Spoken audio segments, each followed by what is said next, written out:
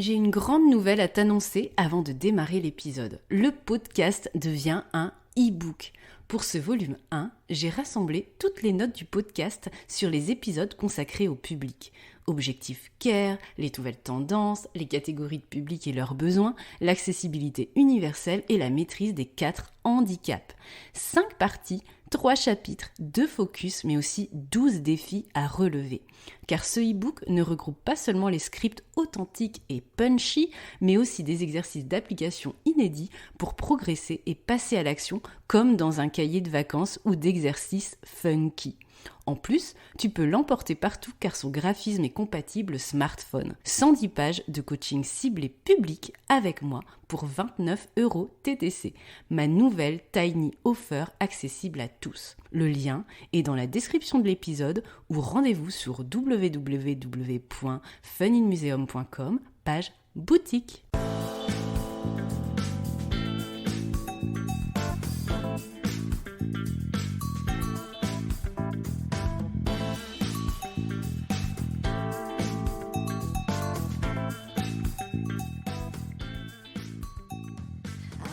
Bonjour à tous et bienvenue sur le podcast J'ai l'œil du tigre. Je suis Claire, la muséographe et scénographe de Fun in Museum. Mon métier, c'est d'aider les musées, les équipements touristiques et tous les professionnels du patrimoine à trouver des solutions pour booster, rendre waouh l'expérience de leurs visiteurs. Chaque semaine, je vous donne les stratégies, les astuces et surtout de la bonne humeur pour réinventer avec moi le monde des musées, les rendre plus fun et vraiment accessibles à tous. Alors mettez-vous à votre aise, installez-vous confortablement et c'est parti pour l'épisode du jour.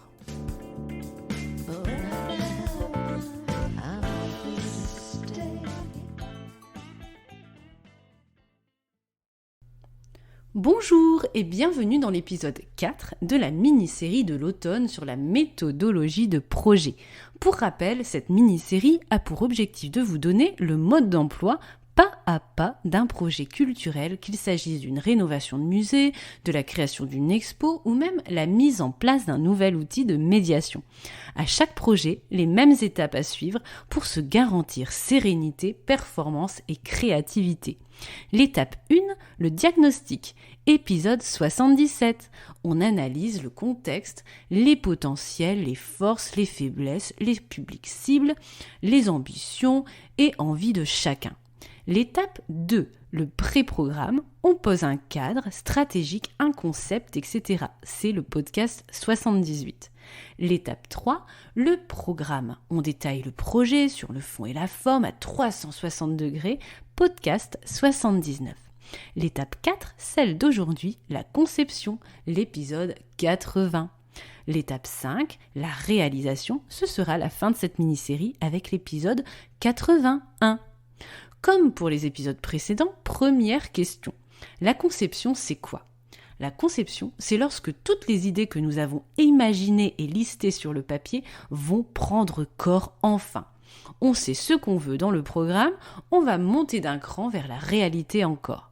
Pour un projet d'exposition, par exemple, ou de rénovation de musée, c'est là où il va y avoir un passage de relais entre un travail plutôt conceptuel, intellectuel, vers un travail plus créatif, entre guillemets, encore, et surtout plus technique. Ce passage de relais s'incarne souvent par un accroissement de l'équipe avec l'arrivée d'intervenants plus techniques, entre guillemets, comme un scénographe, un architecte, un graphiste, un manipeur, etc. Cela dépend de votre projet, encore une fois. Lors de la conception, on va digérer tous les éléments des étapes précédentes, en particulier le programme qui cadre ce qui est souhaité. C'est le point de départ.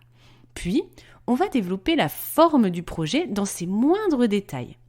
On va proposer tout d'abord un concept scénographique qui est en cohérence avec le concept muséographique qui était dans le programme. Après la définition du fil conducteur de l'histoire, dans le programme, on imagine son identité esthétique. Couleurs, lumière, type de mobilier, éclairage, les formes, les matériaux. Qu'est-ce qu'on veut faire ressortir pour sublimer cette histoire définie par le muséographe et le comité scientifique, de la douceur, de l'inquiétude, de la joie, du spectaculaire, de l'immersion. On définit le parti pris esthétique de l'exposition et du projet. Ce parti pris, ce concept, va être formalisé par une note d'intention écrite, divisée en plusieurs paragraphes, qui listent les axes forts du concept, puis par toute une série d'illustrations, des planches tendances ou des moodboards, c'est la même chose les deux, des esquisses qui sont des dessins au crayon, qui peuvent être colorisés après avec Photoshop ou n'importe quel autre logiciel. Outre ce concept illustré, la conception est le temps de la traduction dans un espace. On passe de la fiction à la réalité. Des plans vont être dessinés. Des plans masse, c'est-à-dire des vues du ciel, des élévations, c'est-à-dire des vues de pans de murs, des coupes, si nécessaire, c'est-à-dire des tranches d'espace, comme si vous coupiez un bâtiment en deux. Ces différentes illustrations et plans forment un cahier scénographique plus ou moins détaillé au cours de la conception. En effet, la conception se découpe en 2 étapes. L'avant-projet sommaire, l'APS dans le jargon, puis l'avant-projet détaillé, l'APD. Les plans, les élévations, les vues qui peuvent être en 3D se précisent au fur et à mesure du projet pour former le cahier scénographique de l'exposition. Ce dernier doit fournir tous les détails nécessaires à la réalisation, donc l'étape 5.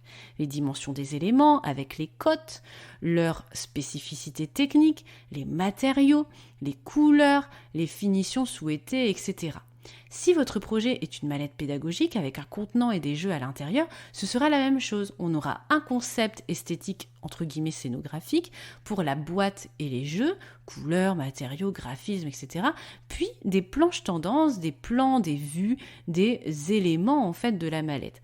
Pareil, s'il s'agit d'un outil numérique, le concept esthétique qui répond au programme qui cadre les volontés, puis des visuels de principe, la page d'accueil, les pages type des jeux, des petits personnages de l'application, etc. Donc à chaque fois, vous voyez, c'est toujours la même méthode. Et puis on cadre un petit peu ce qui est à l'intérieur en fonction de la spécificité du projet. Lors de cette étape de conception, il est possible que le programme, donc l'étape d'avant, doive être précisé, voire adapté en fonction de la faisabilité technique et budgétaire. En effet, cette étape de conception s'accompagne toujours d'un budget détaillé qu'on appelle aussi chiffrage dans le jargon, à l'étape APS, donc budget numéro 1, et à l'étape APD, budget numéro 2. Avant-projet sommaire, avant-projet détaillé. Donc à chaque fois avec un budget et un cahier de plans et d'illustrations.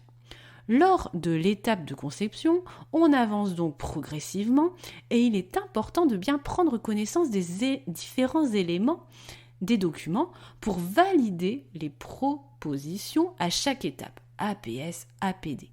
Il est fréquent en effet que les maîtrises d'ouvrage des projets, comprenez les commanditaires, sous-estiment ces étapes de validation, car elles ne parviennent pas à s'imaginer concrètement le projet, et ce n'est que lors de l'étape suivante, la réalisation, qu'il y a des retours en arrière, et là c'est plutôt compliqué.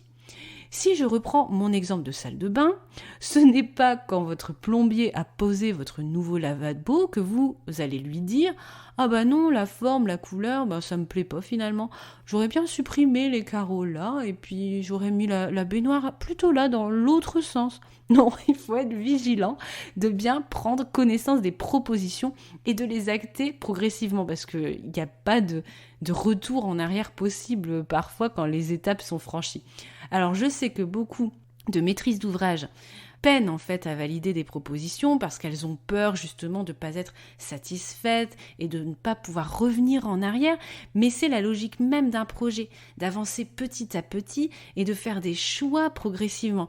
Sinon, on n'avance jamais, ou voire on avance en fait avec plein d'incertitudes et on complique surtout l'étape d'après et même la relation avec les intervenants et l'équipe entière, sans parler de l'aspect financier et calendaire, catastrophe pour tout le monde. Vous ne pouvez pas demander à un scénographe de refaire des plans à l'infini à chaque changement d'avis parce que vous avez laissé décanter le schmilblick pendant 2 mois et puis ah oui tiens on aurait plutôt fait ça. Non en fait le livrable APS, le livrable APD il est terminé. On peut adapter un petit peu les choses, on n'est pas ultra rigide, mais on peut pas non plus changer la donne, surtout sur des éléments qui ont été actés depuis longtemps.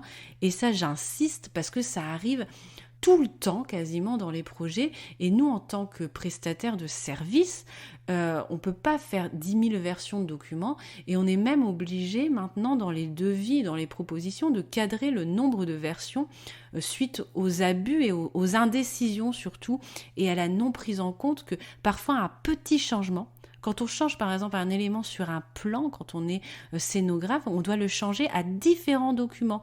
On doit le changer sur le document du projet qui est plutôt écrit, on doit le changer sur les plans, on doit changer l'info sur la planche tendance. Et parfois, un petit changement nous fait en fait éditer une nouvelle fois 5 documents différents, plus la publication qui prend du temps et qui génère des bugs, etc. en fonction des logiciels. Donc voilà, c'est important vraiment de... Voilà, quand il y a des choses qui sont actées, eh bien il faut s'y tenir comme pour une salle de bain et n'importe quel élément de notre vie, tout simplement. Bref, si je résume votre checklist, pour une conception, il faut un concept esthétique, scénographique, avec des planches tendances, puis un cahier de plans, d'élévation, de vues adaptées à votre projet, un budget, et plusieurs versions en fonction des 2 étapes. Et donc, il y a souvent 2 étapes à la conception, l'APS et l'APD. Parfois, il peut y avoir une étape supplémentaire au tout début, l'étape esquisse, mais seulement dans certains cas pour de très gros projets avec concours et compagnie entre plusieurs candidats. Donc, gardez plutôt en tête ce découpage d'APS et d'APD avant projet sommaire et avant projet détaillé. Qui fait la conception maintenant ? Eh bien, une équipe avec des compétences techniques adéquates en dessin de plan, chiffrage, graphisme, en fonction de votre projet. Tout peut se faire en interne ou en externe, en fonction de vos moyens humain. Gardez en tête que le niveau de détail des dessins et de plans se rémunère, que vous ne pouvez pas exiger des vues 3D si 5 jours de travail de scénographie au total sont vendus pour éditer un APS par exemple. Pensez aussi que moins vos volontés seront claires, moins il sera possible d'avoir un détail de dessin précis. Tout ce que vous ne validez pas restera flou sur les plans. Le choix des objets, si oui ou non on fait une manip ici, si on met cette vidéo ici finalement, est-ce qu'on traduit tous les textes en anglais et est-ce qu'il faut garder donc une zone sur le mur d'introduction de chaque séquence à chaque fois, etc. Toutes les indécisions s'accumulent généralement un peu comme des petits wagons de petits trains, hop, qui s'accumulent en conception, d'où la nécessité de lever les inconnus au fur et à mesure pour que tout soit clair pour tout le monde sur les dessins et dans les chiffrages ensuite pour une réalisation sans mauvaise surprise. Choisissez votre équipe donc pour la conception en fonction de la complexité du projet. Est-ce qu'un scénographe pour faire des plans détaillés est nécessaire ? Est-ce qu'un agenceur, c'est-à-dire quelqu'un qui fabrique du mobilier à partir d'un descriptif de votre part, peut suffire, etc.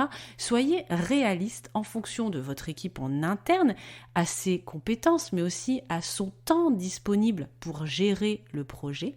Ça, c'est important d'être transparent là-dessus. En fonction de son calendrier aussi et du budget que vous pouvez allouer pour cet accompagnement qui normalement doit être équilibré. En fonction de votre budget, vous allez demander plus ou moins de choses en conception à votre prestataire de service et aussi le niveau de détail des livrables va aussi changer en fonction de votre budget et du temps de travail que vous allez lui acheter. Je le rappelle parce que parfois j'ai l'impression que c'est pas forcément compris. Le tips bonus à présent. N'oubliez pas de vérifier que les livrables de conception répondent aux objectifs du programme. Parfois, on perd le fil de ces objectifs stratégiques à cette étape de conception. Donc, en lisant les livrables de conception, en regardant les plans, les vues, vérifiez systématiquement que vos ambitions sont toujours intégrées. Pas une exposition dans le noir si vous souhaitez être reconnu pour l'accessibilité pour tous. Si vous avez un doute par rapport à ce que je viens de vous dire, rendez-vous sur la mini-série sur les 4 handicaps et vous avez même un épisode sur l'éclairage. N'hésitez pas à aller voir. Pas de plastique non plus ultra polluant si vous souhaitez un projet green. Ça m'est arrivé un peu récemment, où j'ai dit je pensais qu'on mettait pas de plastique. Ah oui, d'accord, ok, bon, donc on supprime ce changement qui devait perturber tous les plans. Donc voilà, c'est important, ça paraît bête, mais ça m'arrive très souvent en tant que muséographe ou scénographe qui a digéré ou rédigé pour le client le programme, de voir des incohérences entre ce qui avait été décidé et ce qui sort ensuite lorsqu'on passe progressivement à la réalité. C'est bien d'avoir des convictions et des ambitions, mais aller au bout, c'est mieux, même si on peut s'adapter en fonction de certains aléas. L'important, c'est de garder le contrôle et d'être honnête par rapport à ça, entre ses ambitions et entre ses actions ensuite. C'est pareil comme dans la vie. Et voilà, l'épisode Conception touche à sa fin. J'espère qu'il vous a plu. Pour info, mon catalogue de formation a des groupes constitués comprend une formation pour s'initier à la scénographie et donc à ces étapes de conception si vous souhaitez aller plus loin après ce podcast. Je vous souhaite une bonne matinée, après-midi, soirée, où que vous soyez. À bientôt pour l'épisode 5 de cette mini-série qui la clôturera cet automne. À très bientôt. Si tu as aimé ce que tu as entendu et que tu fais partie des 23% qui écoutent J'ai l'œil du tigre sur Apple Podcast ou une autre plateforme d'écoute qui te permet de me laisser un commentaire et des petites étoiles, 5 j'espère, eh bien je compte sur toi. C'est grâce à toi et à ce petit geste de quelques secondes que nous pourrons aider ensemble le podcast à se faire connaître, à le développer pour aider un maximum de personnes comme toi à faire avancer le monde de la culture et à rendre les musées plus fun et vraiment accessibles à tous. Ce podcast, ce n'est pas le mien, c'est le tien, celui de ceux qui veulent faire bouger les lignes du secteur culturel, le faire briller comme tous ceux qui y participent avec leur talent, leur passion et l'œil du tigre.